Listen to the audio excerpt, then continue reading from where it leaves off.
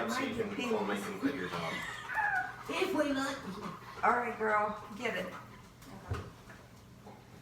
Imagine for a minute you didn't have a phone to pick up when you're bored, you didn't have social media to refresh, and you didn't have any way to interact with people except face to face. Social media causes many more personal and public issues than you would think.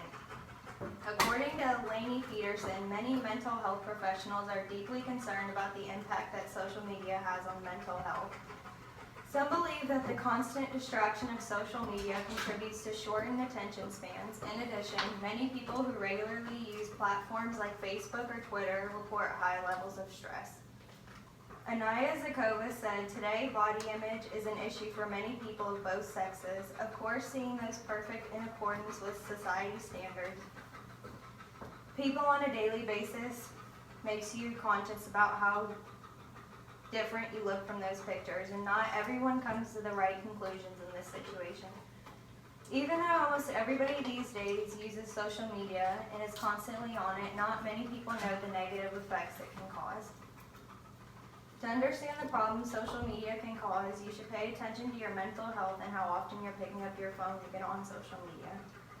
Telling you guys about the negative effects of social media that social media can have on people is very important to me. I know what it's like firsthand to compare myself to someone I see online or let something I see online stress me out. There are so many different ways social media can negatively impact you. Those were just a couple of them. It can cause problems with your relationships, mental health, give you unrealistic body expectations, unhealthy sleeping patterns, and it can be straight up addicting. Social media can have many perks when it comes to helping a brand, business, or connecting, but that doesn't mean the pros outweigh the cons. I like to compare social media to a drug. It's addicting, has bad side effects, and can cause a bad reputation. Problems come when people are spending too much time on social media and not managing their time wisely. Spending too much time on social media can cause problems in the relationships with the people around you. Has someone ever been having a conversation with you and you're zoned out on your phone? It's happened to all of us. Social media is causing us to miss out on great experiences with the people around us. Or when we're out doing something new or fascinating, what's the first thing we do?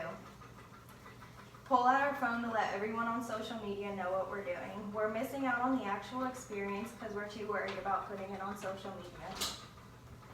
Despite the good things social media has to offer, is not worth missing out on experiences with people or losing relationships with them.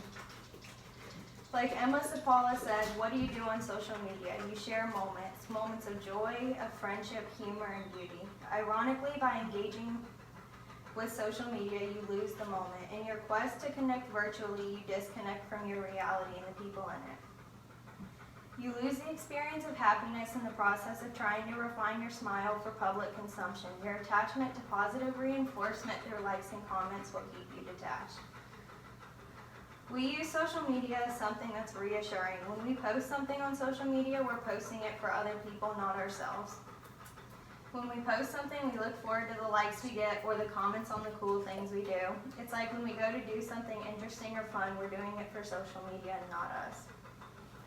That being said, social media is not only ruining experiences for us, it's bad for our mental health and self-esteem.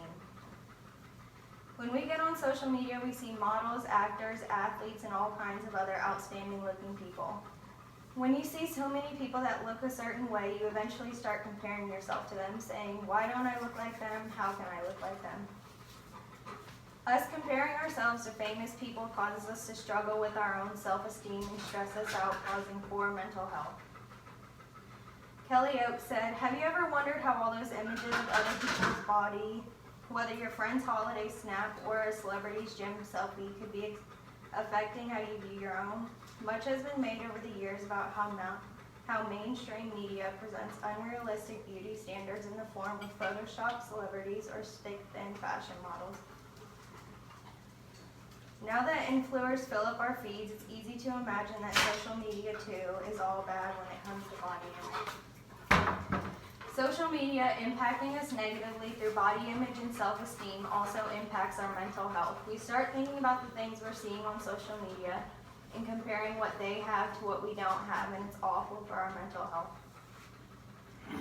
That being said, we need to stop giving ourselves unrealistic expectations and remember not everything we see on social media is real life.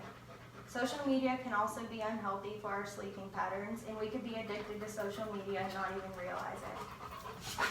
Have you ever been laying in bed scrolling through social media and then realize it's almost 2 in the morning? This happens to a lot of us. When on social media, we can lose track of time. Melissa Hagenboom says social media is linked to increased depression, anxiety, and sleep deprivation. And a lack of sleep can both worsen mental health and be a result of mental health issues. Lack of sleep has other side effects. It's been linked to increased risk of heart diseases, diabetes, obesity, poor academic performance, slower reaction times when driving, risky behavior, increased substance use, and the list goes on. So as you can see, losing sleep by being on social media causes many more problems than you would think. Social media is addicting. When you're bored, you pick up your phone and get on. When you have 2 minutes of downtime, you pick up your phone and get on social media. Moral of the story is we're all getting on social media any chance we get. As Leslie Walker said, addiction usually refers to compulsive behavior that leads to negative effects. In most addictions, people feel compelled to do certain activities so often that they become a harmful habit, which then interferes with other important activities such as work or school. In that context, a social networking addict could be considered someone with a compulsion to use social media to excess.